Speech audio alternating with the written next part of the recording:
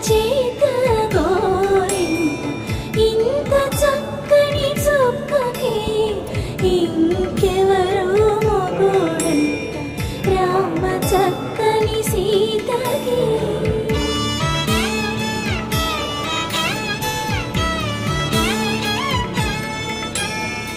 ఉడతవి పునవే